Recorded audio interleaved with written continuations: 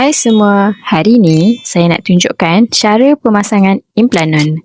Prosedurnya sekejap saja, tak sampai 20 minit pun. Sebelum tu, mari saya kenalkan secara ringkas apa itu implanon.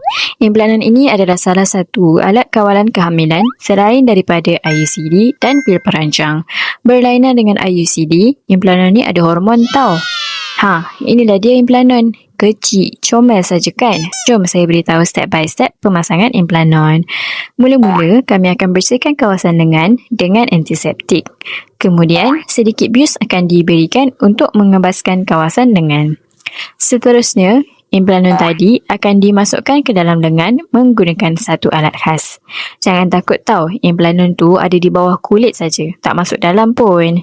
Selepas siap nanti, kami akan balut dengan gauze supaya lengan anda tak lebam. Jangan risau, insya-Allah kesan parut yang ketara tak akan muncul. Lepas pemasangan, anda boleh terus sambung aktiviti harian macam biasa. Implanon ni boleh bertahan sampai 3 tahun tau. Sangat sesuai untuk para isteri ataupun wanita yang sedang merancang jangka masa panjang. Tak perlu risau nak makan pil setiap hari. Kalau anda berminat, jangan tunggu lama-lama ya. Jom mendapatkan slot temu janji di klinik keluarga Eliana selayang sekarang.